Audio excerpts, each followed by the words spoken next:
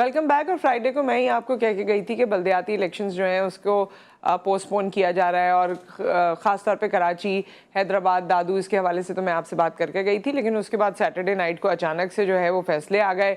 Sunday को लोग vote देने भी चले गए और वोटर टर्नआउट भी बहुत कम था। बहुत सारी चीज़ें इस हवाले से बल्दियाती इलेक्शंस जो कराची में हुए गुज़िश्ता दिन, लेकिन अब तक वो जारी और सारी इस तनाजुर में है कि कोई नतीजा नहीं आया है। बड़े सारे और मसाइल हैं। हमारे साथ हमारे सीनियर रिपोर्टर वसीम हैदर साहब मौजूद हैं, उनसे दरियाफ्त करते हैं कि आखिर सूरत हाल क्या है। वसीम साहब, अस्सलाम वालेकुम। वालेकुम अस्सलाम। आपका काफ़ी वसी प्रोफेशनल बैकग्राउंड है, आपने बहुत सारे बल्दियाती इलेक्शंस और जनरल इलेक्शंस कवर किए हैं।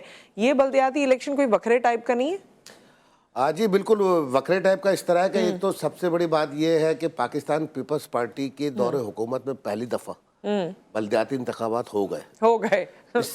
ये एक तारीख थी कि बल्दियाती इंतखाबात पीपल्स पार्टी के दौर में कभी हुए नहीं है, लेकिन कल हो गए। पीपल्स पार्टी ने भी हथियार डाल दिए और दीगर दूसरी जमातें तो पहले ही कह रही थी कि कराएं बल्दियाती इंतखाब। कल बहरहाल बल्दियाती इंतखाब जो हुए हैं वो पहले फर्स्ट हाफ में तो बड़े पुरअमन तरीके से और बड़े स्लोली कछुए की चाल चलते हुए शुरू हुए हैं। सेकंड हाफ में जो हमने देखा कि वो इलाके जहां पर लोग वोटर्स जो थे वो अपनी मर्जी से बाहर निकल कर आए हैं, उसमें थोड़ा सा हमें टर्नआउट जो है वो लगा कि लोग वोटर आए और अपने पसंदीदा जमात के रहनुमा को वोट दे रहे हैं।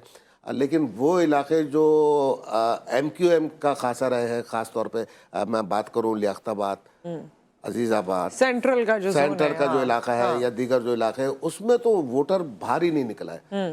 मतलब MQM की जानिब से जो बाइकाट की अपील थी वो उसका असर भी हमें नजर आया, क्योंकि टर्न आउट बहुत कम रहा। अच्छा, ये MQM तो कह रही है कि जी हमने बाइकआउट किया तो वोटर नहीं नजर आया, लेकिन क्या इसमें ये रीजन नहीं है कि जब 11:30 बजे 12 बजे रात को ऐलान होगा, लोगों को पता ही नहीं है कि सुबह वोटिंग हो भी रही है या नहीं, तो इसकी ये भी तो टर्नआउट पे इफेक्ट हो सकता है? जी नुसरत, बिल्कुल आप सही कह रही हैं। रात को तो ये जब ऐलान होता है और उसके बाद ये फैसला किया जाता है कि सुबह जो है वो इलेक्शन होंगे, तो हम यहाँ से इलेक्शन कमीशन ऑफिस जो साउथ का है, जहाँ से तमाम वोटर्स का सामान जो कैंपेन का सामान दिया जाता है मुख्तलिफ पोलिंग बूथ में जाने के लिए, वो जो अमला था वो खुद डाउटफुल था। वो ये कह रहा था कि इलेक्शन शायद ना हो, हम इनको सामान दें और ये फिर दोबारा हमें लाके जमा कराएं, वो एक अलग प्रोसीजर हो जाएगा। तो यहाँ से सामान इतना लेट यहाँ से इशू किया गया है। फिर वो एक आला सतह इजलास हो गया था सिंध गवर्नमेंट की जानिब से, जो आखिरी दरख्वास्त दी गई थी अमन व अमान के हवाले से, वो इजलास ख़त्म हुआ। उसके बाद ये रात गई, ये फैसला किया गया कि इलेक्शन जो है वो संडे वाले दिन ही कराए जाएंगे। तो आवाम जहनी तौर पे भी जो है वो उस तरह से तैयार नहीं थी। अच्छा, ये अब क्योंकि कल का दिन गुजर गया, उसके बाद भी कोई रिजल्ट नहीं आया, आज के दिन भी कुछ पता नहीं चल रहा, अब रिजल्ट आएगा कब? और खुसूसी तौर पे नईमुर रहमान साहब ने भी जोर दिया कि जी फॉर्म 11 और 12 नहीं आया, अभी हम उस पर डिस्कस कर रहे थे। तो ये अब आपको क्या लग रहा है, क्या रिपोर्ट है अभी अपडेट? देखिए, अभी जो लेटेस्ट रिपोर्ट है वो ये है कि रात को तकरीबन जो अभी रात गुजरी है तो तकरीबन 4 साढ़े 4 बजे एक इलाके के DC ने एक मीडिया टॉक की है, जिसमें उसने ये कहा है कि जो चेयरमैन और वाइस चेयरमैन और काउंसलर के जो नताइज हैं वो हमारे पास बहुत लेट आ रहे हैं। हालांकि एक तो वोटिंग की शरह बहुत कम रही है, दूसरे ये कि चंद हजार वोट्स जो हैं वो पड़े हैं लोगों को। ये मतलब लाखों में तो नहीं जाते ना, ये वोट तो सिर्फ हजारों में जाते हैं। तो उनको गिनने के लिए इतना जो टाइम वेस्ट हो रहा है और इतनी जो इनकी तरफ से ये हिलेबाजी की जा रही है, ये समझ नहीं आ रही है कि ये फॉर्म 11 और 12 जो है वो क्यों नहीं इशू कर पा रहे हैं। अच्छा, इशू ना करने की वजह से हर जमात जो है वो संजो पंज में मुतला है कि आया ये कहीं पिछली तारीख तो नहीं दोहराई जा रही है, कहीं रिजल्ट तो आगे पीछे नहीं किए जा रहे। मगर सूरत हाल ये है कि अभी डिस्ट्रिक्ट ईस्ट का एक इलाका है, वहां से अभी तक एक रिजल्ट अनाउंस नहीं हुआ है। सेंट्रल में तो फिर भी कुछ इलाके ऐसे हैं जहाँ से कुछ रिजल्ट आ गए हैं, साउथ के कुछ इलाके हैं जहाँ से कुछ रिजल्ट आ गए। अच्छा, जो कुछ रिजल्ट आए हैं उसमें क्या नुमाया हो रहा है? क्योंकि हर कोई ये दावा कर रहा है कि जी हम आगे हैं। और हम जीत रहे हैं। जी बिल्कुल, बड़े मजे की बात है। गुज़िश्ता रात भी जो है वो तमाम जमातों की जानिब से, ये ख़ास तौर पे पाकिस्तान पीपल्स पार्टी, जमात इस्लामी और तहरीक इंसाफ की जानिब से ये बड़ा भरपूर ऐलान किया गया कि हम जो है वो लीड कर रहे हैं और हमने क्लीन स्वीप कर दिया और हम जीत रहे हैं। लेकिन अभी तक जो सूरत हाल है वो मुकम्मल तौर पे वाज़ेह नहीं हुई है। लेकिन क्योंकि हम कल सारा दिन फील्ड में रहे हैं, रिपोर्टिंग हमने की है, कैंपों के दौरे किए, मुख्तलिफ जगहों से हमने रिपोर्ट किया है, तो हमने ये देखा है कि अभी तक जो लीड जो है ना वो जमात इस्लामी कर रही है और उसके बाद हमें पाकिस्तान पीपल्स पार्टी नज़र आती है। सही। और वैसे भी पाकिस्तान पीपल्स पार्टी जो है वो जाहिर है, जैसे आपने कहा कि उनके दौर में बल्दियाती इलेक्शंस हो गए, लेकिन जो उन्होंने साथ में डिले टैक्टिक और बाकी तमाम चीज़ें की हैं, अब देखते हैं कि रिजल्ट क्या आता है। उसके साथ साथ उन्होंने बड़ी जल्दी अपने एड्स भी बना लिए, मैंने देखा अक्सर चैनल्स पे। बहुत सारे जमातों ने तो उसको बाकायदा बना के रखा हुआ था कि बस होने की देर है, शुरू हो जाए, बस हाँ हो जाए किसी तरह दुल्हन की, तो हम ये फौरी तौर पे जो है ना मार्केट में छोड़ दें। आप देखें सोशल मीडिया के ऊपर तमाम जमातों ने अपने प्रोमो, मेयर के प्रोमो जो होते हैं वो बाकायदा बना के रखे हुए। अच्छा, ये जिस तरह फॉर्म 11 और 12 की बात की थी, हमारे लोगों की इंफॉर्मेशन के लिए बताइए कि ये जो 11 और 12 इशू नहीं हो रहा, उससे क्या मसला है, क्या क्यों इशू क्रिएट किया जा रहा है, और इस फॉर्म का होता क्या है? फॉर्म एक्चुअली 11 और 12 वो फॉर्म होता है जो डीसी की जानिब से उन जमातों के रहनुमाओं को दिया जाता है जो विन करते हैं, और उसमें इस बात की तस्दीक की जाती है डीसी की जानिब से कि आप ये सीट जो है वो चेयरमैन की, वाइस चेयरमैन की, काउंसिलर की आप जीत चुके हैं। ठीक है। अच्छा, फॉर्म का ना देना या फॉर्म का लेट होना, तो इस सूरत में तो हमें समझ आता है कि चले दूर दराज इलाकों में से हमारे पास कैसे वोटर की लिस्टें आ रही हैं या उनके वोट आ रहे हैं, तो समझ आती है ये शहर कराची है ना, या कोई पहाड़ी इलाका है ना, कोई ऐसे सिलसिले हैं कि आपको बीच में कोई रुकावट हो। आपके पास स्कूल में एक रिजल्ट आता है, वो आप कंपाइन करें, लाके डीसी ऑफिस में जमा करा दें, वहाँ गिनती हो, रिजल्ट मुरतब हो और वो फार्म इशू कर दे।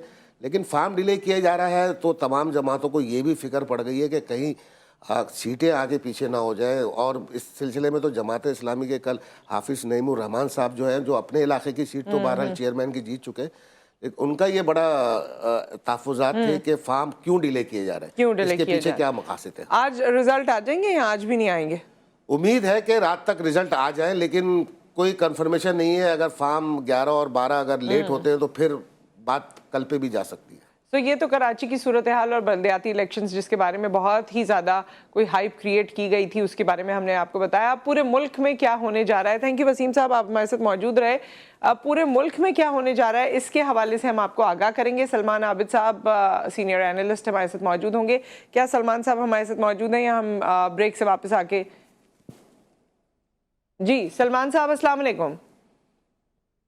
कैसे हैं आप? ठीक ठाक हैं? मैं ठीक ठाक हूँ, थैंक यू सो मच। सुबह में आपने हमें वक्त दिया। और ये जो इस वक्त हमारे मुल्क की सूरत हाल है, खैबर पख्तूनख्वा, पंजाब असम्बली डिज़ोल्व हो गई, खैबर पख्तूनख्वा के हवाले से भी कहा जा रहा है कि डिज़ोल्व हो जाएगी। उसके बाद ये आधा पाकिस्तान तो डिसोल्यूशन की तरफ जा रहा है, आधे पाकिस्तान में क्या सूरत हाल होगी। ओवरऑल इमरान खान साहब ने जो अब अपना पॉलिटिकल स्टेप लिया है और जिस तरह से उन्होंने ये एक बिसात बिछाई है, आपको लगता है कि ये नून लीग के लिए मुश्किल होगा? और आपको क्या लगता है कि पॉलिटिकल कॉन्टेक्स्ट में आगे आने वाले दिनों में क्या चीज़ें होने जा रही हैं? देखिए, मुझे तो लगता ही है कि मामलात जो है वो अब आम इंतखाबात की तरफ बढ़ रहे हैं। उसकी वजह यह है कि सिर्फ पंजाब और खैबर पख्तूनख्वा की असम्बलियों की तहलील का मसला नहीं है जी, बल्कि कहा यह जा रहा है कि अगले 2-4 दिनों के अंदर कौमी असम्बली के अंदर भी जाकर इंफरादी सतह पर तमाम मेंबरान पीटीआई के जाकर इस्तीफा जमा करा देंगे। और इसी तरीके से सिंध असम्बली में भी जो 30-35 अरकान है पीटीआई के, वो भी इस्तीफा दे देंगे। तो ये 65% हाउस जो है हमारा कौमी असम्बली और सूबाई असम्बली का खाली हो जाएगा। एक बात।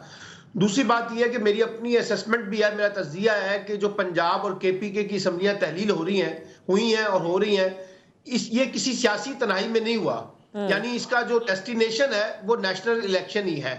और आपने देखा कि इस वक्त ये खबर भी क्या चल रही है कि सदर मुमलिकत डॉक्टर आरिफ अलवी जो है वो वजीर आजम को इत्तेमाद का वोट लेने का कह सकते हैं। और इसमें खास तौर पर खबर यह है कि जो 5 से 7-8 अरकान ऐसे हैं जिनका ताल्लुक पाकिस्तान मुस्लिम लीग नून से है, लेकिन उनके कुछ मामलात जो हैं वो पीटीआई के साथ तय हो गए हैं और शायद वो इत्तेमाद के वोट में वजीर आजम शहबाज शरीफ को वोट ना दें और इजलास में ना जाएं, जिसके नतीजे में कौमी असम्बली भी तहलील हो सकती है और इसके खदशा किया जा रहा है। तो इसलिए मुझे लगता है कि मामलात जो है वो जनरल इलेक्शन की तरफ जाएंगे। अगरचे कानून इस बात की इजाजत देता है कि 2 सूबाई असम्बलियों के इंतखाबात हो सकते हैं, जी, लेकिन जी। मसला सिर्फ सूबाई इंतखाबात नहीं है, बल्कि कौमी असम्बली की 150 नशिस्तें भी हैं। लेकिन सूबाई इंतखाबात के बाद मसला ये भी तो है ना, नून लीग के लिए तो इस वक्त एक तरफ कुआं है एक तरफ खाई है, क्योंकि अगर सूबाई इंतखाबात हो जाते हैं और फिर वो इमरान खान साहब के फेवर में चले जाते हैं तब भी मसाइल हैं। अगर सूबाई इंतखाबात नहीं होते तो इस वक्त जो मुस्लिम लीग नून की सूरत हाल है और जनरल इलेक्शंस में चले जाते हैं तो अवाम में तो वो बहुत अनपॉपुलर हैं। तो आपको लगता है कि ये जो 3 बड़ी जमातें हैं, अगर इनके बारे में बात की जाए, पीपल्स पार्टी, PMLN और पाकिस्तान तहरीक-ए-इंसाफ, तो इस वक्त PMLN को अनपॉपुलर कह सकते हैं हम, या उनको बहुत ठेस पहुंची है ये पूरे जितने डिसीजंस हुए हैं और जिस टेन्योर में वो खुद उनको अथॉरिटी दी गई है कि जी मुल्क में आप फैसले कीजिए? देखिए, रिजीम चेंज के बाद अगर किसी सियासी जमात के साथ सबसे बड़ा सेटबैक हुआ है तो वो पाकिस्तान मुस्लिम लीग नून है।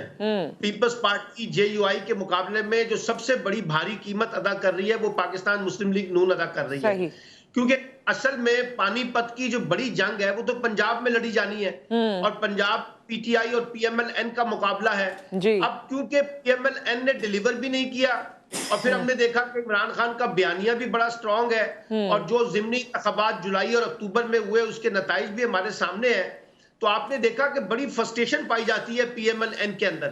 और अब नवाज शरीफ जो है वो सारा मलबा शहबाज शरीफ पे डाल रहे हैं कि जी मैं तो पहले ही कहता था कि अप्रैल में इंतखाबात हो जाते तो बेहतर था, हमने इंतखाबात का फरार इख्तियार करके अपने लिए मसाइल पैदा कर लिए हैं। और मुस्लिम लीग उनके जो लीडर हैं खान अब्बासी साहब, ख्वाजा आसिफ साहब, ये सब लोग कह रहे हैं कि अभी हम इस पोजीशन में ही नहीं है कि इंतखाबात में हिस्सा ले सके, क्योंकि हमने तो डिलीवर नहीं किया है। लेकिन मसला ये है कि अगले 4, 5, 6 महीने भी, यानी अक्टूबर 2023 तक भी कोई ऐसी सूरत हाल नहीं है कि मुल्क की माशी कि जिसमें ये लोग डिलीवर कर सके।